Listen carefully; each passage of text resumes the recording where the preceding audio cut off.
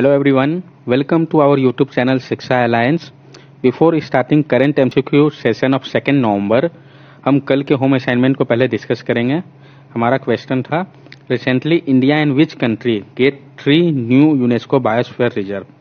आपके ऑप्शन है, option A Maldives, option B Myanmar, option C Sri Lanka, option D none of this.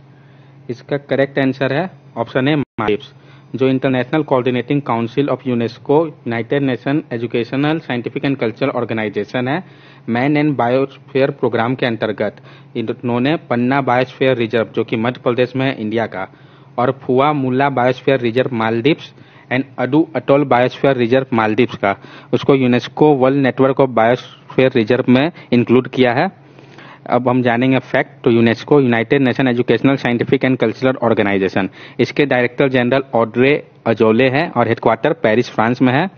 Maldives के president Ibrahim Mohammad सोली है, capital Male और करेंसी मालदीवियन रुफिया। म्यांमार के प्रेसिडेंट विन मिंट है, capital Naypyidaw, currency Burmese CAT.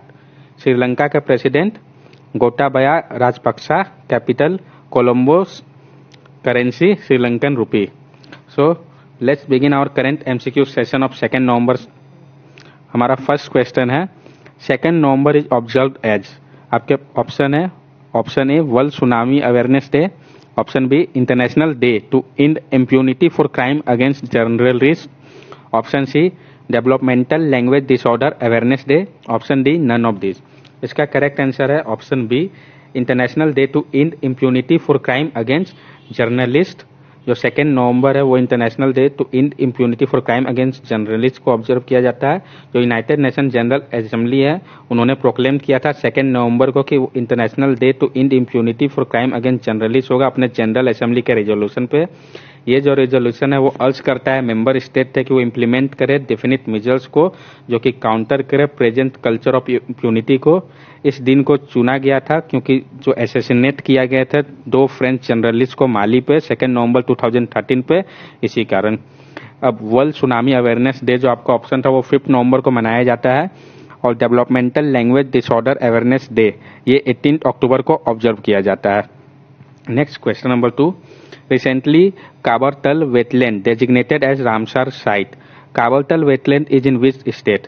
अभी हाल ही में काबरतल वेटलैंड को डेजिग्नेट किया गया रामसर साइट के तौर पे। काबरतल वेटलैंड जो है आपके वो किस स्टेट में है? आपके ऑप्शन है, option A Bihar, option B Uttarakhand, option C Jharkhand, option D none of this.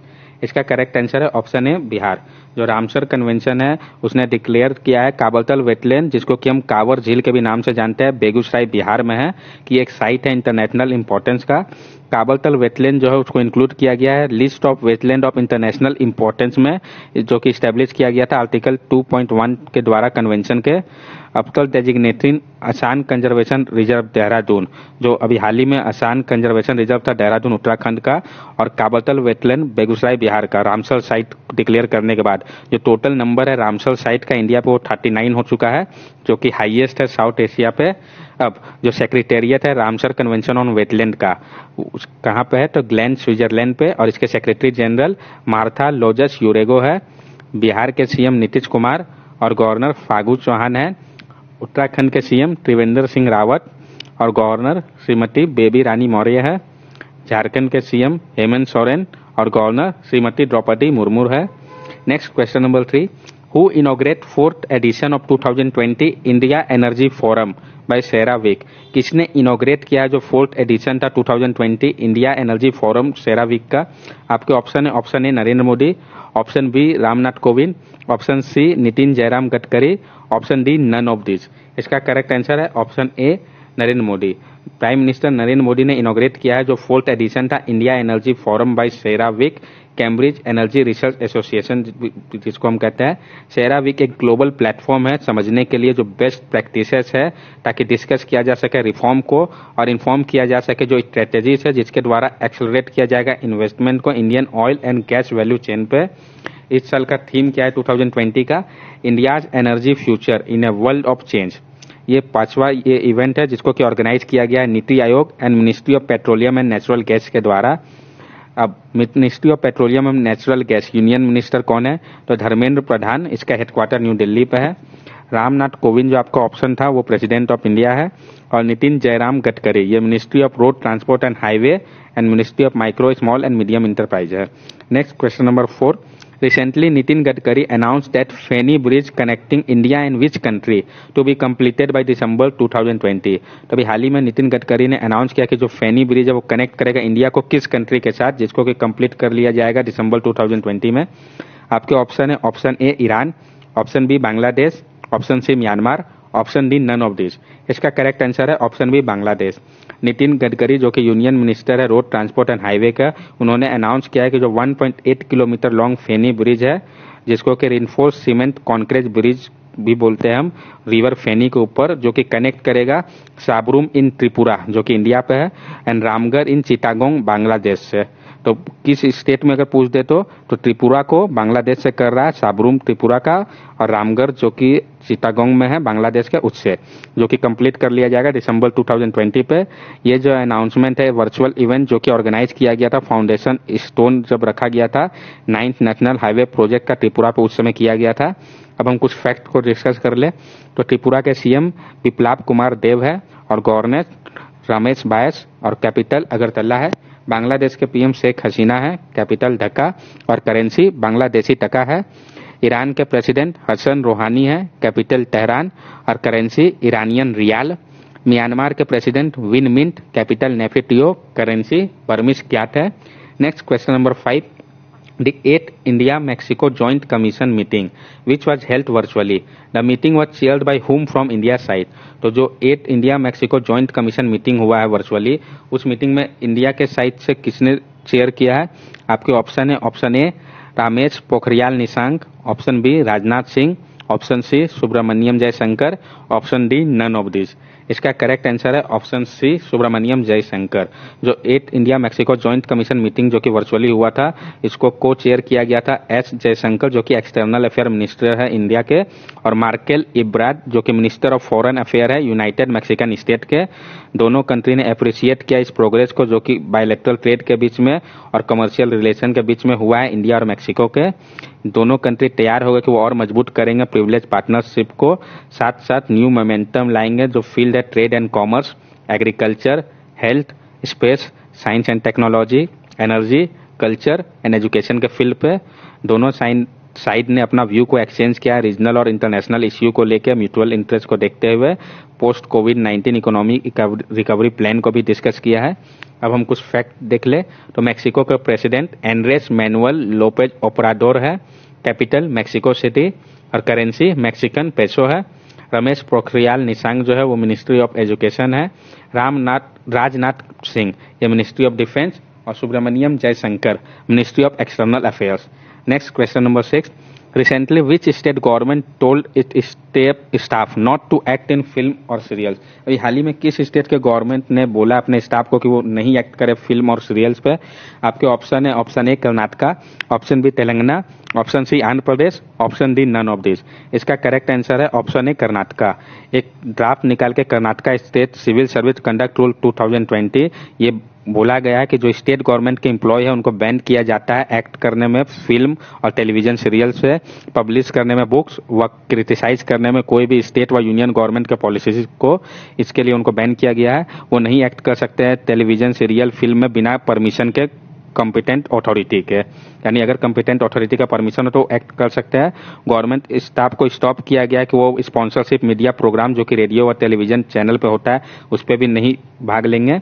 Employ को प्रोहिबिट किया गया है कि वो फॉरेन टूर पे भी नहीं जा सकते बिना परमिशन के। तो ये सारे रिस्ट्रिक्शन लगाए गए हैं न्यू ड्राफ्ट नोटिफिकेशन निकाल के। कर्नाटका के सीएम कौन है? तो BS येदियुरप्पा और गवर्नर वाजुभाई वाला।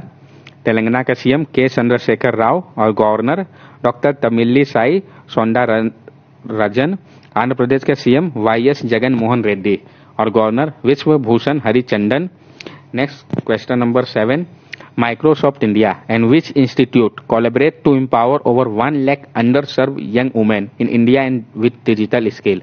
तो Microsoft India ने किस इंस्टीट्यूट के साथ कोलैबोरेट किया है ताकि वो एम्पावर कर सके 1 लाख अंडरसर्व्ड यंग वुमेन को इंडिया पे डिजिटल स्किल के साथ? आपके ऑप्शन है option A AICTE, option B NITI Aayog, option C NSDC, option D none of this. इसका करेक्ट आंसर है ऑप्शन सी NSDC, जो माइक्रोसॉफ्ट इंडिया प्राइवेट लिमिटेड है, जो कि एक सब्सिडरी ही है American software company Microsoft corporation का। उसने कोलैबोरेट किया है national skill development corporation NSDC के साथ, ताकि वो स्किल कर सके ओवर 1 लाख अंडर सर्व वुमेन को इंडिया पे डिजिटल स्किल प्रोवाइड कर सके नेक्स्ट 10 मंथ के अंदर। इस पार्टनरशिप के अंतर्गत जो ई स्किल इंडिया जो डिजिटल स्किलिंग इनिशिएटिव है NSDC का, वो सपोर्ट करेगा कि तैयार किया जा सके एक इनिशिएटिव स्किलिंग इकोसिस्टम का, जिसमें कि sector skill council, training partner और ट्रेनिंग सेंटर होंगे।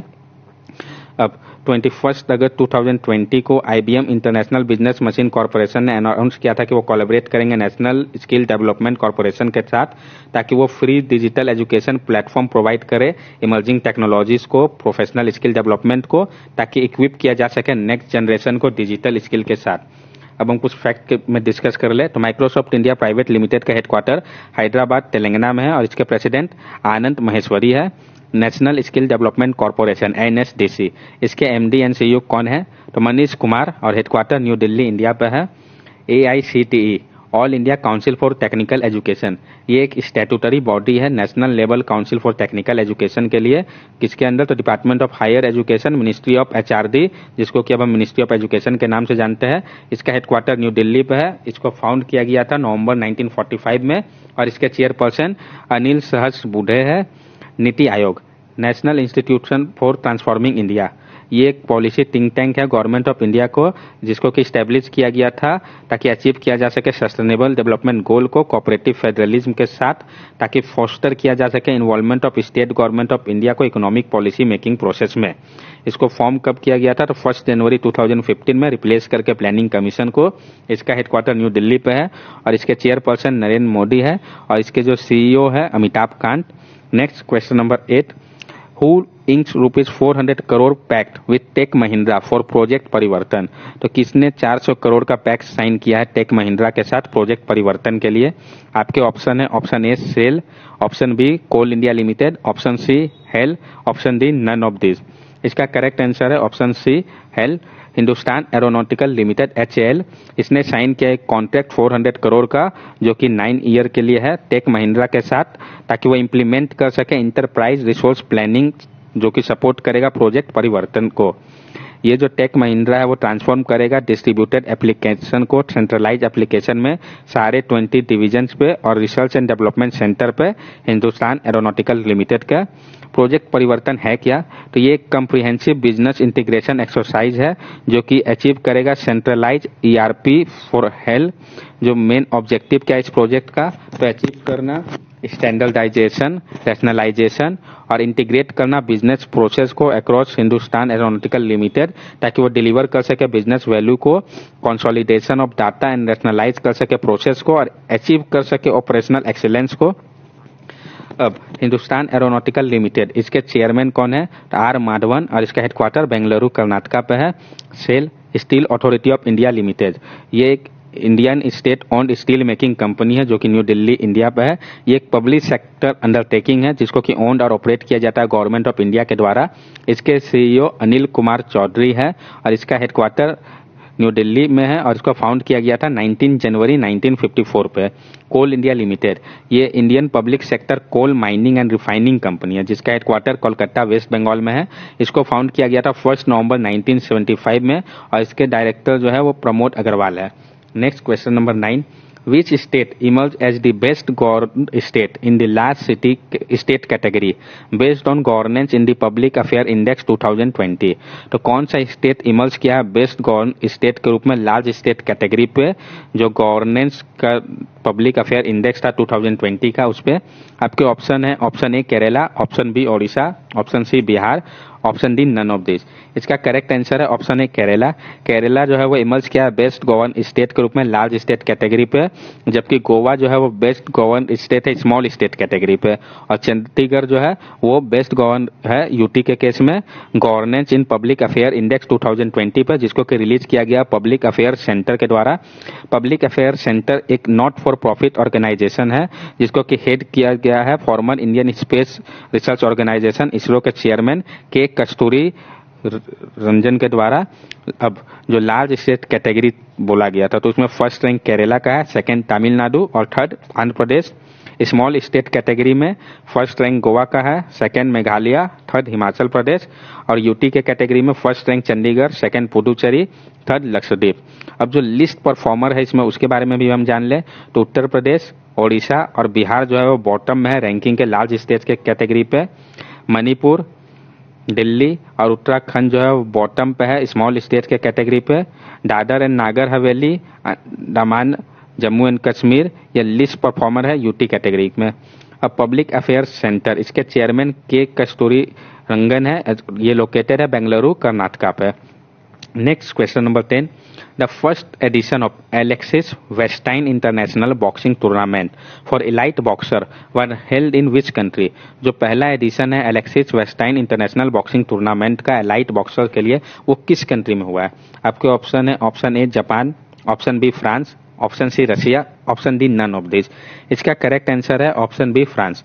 जो पहला एडिशन था Alex Vastine international boxing tournament elite boxer के लिए वो हेल्ड हुआ है नांटेस फ्रांस में, जिसपे 9 इंडियन बॉक्सर, 5 मेन है और 4 वुमेन है जिन्होंने क्वालिफाई किया है टोक्यो ओलंपिक के लिए। ये ओलंपिक जो है आपका पोस्टपोन्ड हो गया है फिलहाल कोविड-19 पेंडेमिक के कारण।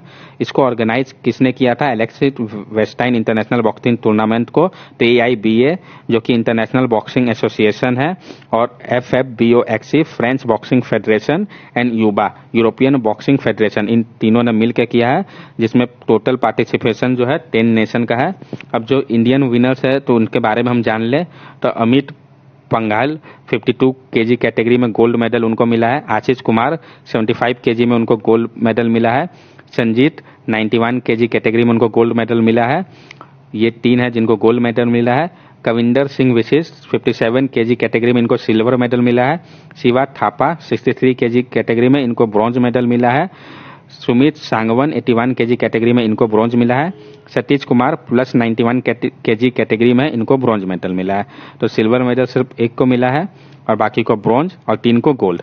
अब AIBA इंटरनेशनल बॉक्सिंग एसोसिएशन, इसके इंटरिम प्रेसिडेंट कौन है तो डॉक्टर मोहम्मद मुस्तेहन। इसका हेडक्वार्टर कहाँ है तो लुसियन स्विट्जरलैंड पे। जापान के PM योशिहिदे सुगा है। कैपिटल टोक्यो और करेंसी जापानीज येन है। फ्रांस के president Emmanuel Macron, capital Paris और करेंसी यूरो है। रशिया के president Vladimir Putin, capital Moscow और करेंसी रशियन रूबल है। Next question number 11, which bank and Visa launch instant pay out Visa direct for fintech. किस bank ने launch किया Visa के साथ मिलकर instant pay out Visa direct for fintech के लिए। आपके ऑप्शन है, option A RBL bank, option B SBI, option C ICICI, option D none of this. इसका करेक्ट आंसर है option A RBL bank. RBL bank जिसको कि हम पहले रत्नाकर बैंक के नाम से जानते थे, उसने पार्टनरशिप किया वीजा के साथ और लॉन्च किया है प्रोसेसिंग कैपेबिलिटी वीजा डायरेक्ट, जो कि एलो करेगा सेफ, कन्वीनियंट और real time fund delivery directly financial account पे क्रेडिट और डेबिट कार्ड के माध्यम से। इसके लिए उसने पार्टनरशिप किया है RBL पार्टनर का बैंक फिलॉसफी पे जो कि बेस्ड है उस देखते हुए। ये जो है लॉन्च इनेबल करेगा RBL बैंक को कि वो फिनटेक को इनहेंस करे अपने ऑफरिंग देख के वीजा डायरेक्ट को। अब हम कुछ फैक्ट देख ले तो RBL बैंक के जो MD CEO है विश्ववीर आहूजा है। इसका हेडक्वार्टर मुंबई महाराष्ट्र में है और इसका टैगलाइन क्या है, अपनों का बैंक। SBI बैंक के CEO दिनेश कुमार खर्रा है, हेडक्वार्टर मुंबई महाराष्ट्र में है। ICICI बैंक के CEO संदीप बख्शी है और इसका रजिस्टर ऑफिस वडोदरा गुजरात में है और कॉर्पोरेट ऑफिस मुंबई महाराष्ट्र में है। अब जो आपका SBI था, इसने लॉन्च किया था एक लोन प्रोडक्ट जिसको की सफल बोला गया safe and fast agriculture loan during fintech conference, जो कि ऑर्गेनाइज किया गया था federation of Indian chamber of commerce and industry के द्वारा। सफल का प्राइमरी फोकस क्या था तो ऑर्गेनिक कॉटन ग्रोवर्स को who do not have any credit history उनको क्रेडिट प्रोवाइड करना। नेक्स्ट क्वेश्चन नंबर 12 जो कि हमारा लास्ट क्वेश्चन है, who release a draft model act and rule for state on conclusive land tilting. किसने release किया एक ड्राफ्ट मॉडल एक्ट और रूल्स स्टेट के लिए कंक्लूसिव लैंड टिल्टिंग के लिए। आपके ऑप्शन है, option A NITI Aayog, option B CAG, option C PAC, option D none of this. इसका करेक्ट आंसर है option A NITI Aayog. NITI Aayog National Institute for Transforming India, उसने रिलीज किया एक draft model act and rule state के लिए कंक्लूसिव लैंड टिल्टिंग के लिए। इसको रिलीज किया गया ताकि मिनिमाइज किया जा सके लिटिगेशन को और ईज किया जा सके लैंड एक्विजिशन प्रोसेस को इंफ्रास्ट्रक्चर प्रोजेक्ट के लिए। ये जो मॉडल एक्ट और रूल्स है वो इनेबल करेगा स्टेट गवर्नमेंट को कि वो स्टैब्लिश करे, एडमिनिस्टर करे और मैनेज करे title registration of immovable properties को after 3 years of it notification. जो रजिस्टर टाइटल जो है वो समाप्त हो जाएगा एक्सटर्नल एक्शन से। और लैंड टाइटल होता क्या है, तो लैंड टाइटल एक डॉक्यूमेंट है जो कि डिटरमाइन करता है कि ओनरशिप लैंड के ऊपर किसका है इमूवेबल प्रॉपर्टी पे। अब हम फैक्ट देख ले तो नीति Aayog national institution for Transforming India, इसका हेडक्वार्टर न्यू दिल्ली इंडिया पे है और इसके सीईओ अमिताभ कांत है। CAG controller and auditor general of India, ये एक अथॉरिटी है जिसको कि स्टैब्लिश किया गया था आर्टिकल 148 के द्वारा कॉन्स्टिट्यूशन ऑफ इंडिया का, जो कि ऑडिट करता है सारा रिसिप्ट और एक्सपेंडिचर गवर्नमेंट ऑफ इंडिया का, स्टेट गवर्नमेंट का, जिसमें कि वो वैसे बॉडीज और अथॉरिटी भी आते हैं जिनको कि सब्सटेंशियली फाइनेंस किया गया है गवर्नमेंट के द्वारा। इसको फाउंड किया गया था 1858 में। इसका हेडक्वार्टर जो है न्यू दिल्ली पे है और प्रेजेंट कैग जो है जीसी मुर्मू है। पैक पब्लिक अकाउंट कमिटी, ये एक कमिटी है सिलेक्टेड मेंबर ऑफ पार्लियामेंट के, जिसको कि कंस्टिट्यूट किया जाता है पार्लियामेंट ऑफ इंडिया के द्वारा। इसका पर्पज क्या है, तो ऑडिट करना जो रेवेन्यू है और एक्सपेंडिचर है गवर्नमेंट ऑफ इंडिया का। पैक को फाउंड किया गया था 1921 में और इसके चेयरपर्सन अधीर रंजन चौधरी है। That's all for today current MCQ session. ये क्वेश्चन है हमारा होम असाइनमेंट का। Which state launch an android application and web portal called Asha पे? किस स्टेट ने लॉन्च किया एक एंड्रॉइड एप्लीकेशन और वेब पोर्टल जिसको कि आशा पे बोला गया है? आपके ऑप्शन है, option A Assam, option B Uttar Pradesh, option C Haryana, option D none of this. इसका आंसर आप हमें कमेंट सेक्शन पे बता सकते हैं। अगर आपको हमारी वीडियो अच्छी लगी हो तो हमारे चैनल को सब्सक्राइब करें, हमारे वीडियो को लाइक करें और ज़्यादा से ज़्यादा शेयर करें। These are our social media link. From here also you can stay connected with us and give us your valuable feedback. Thank you and have a nice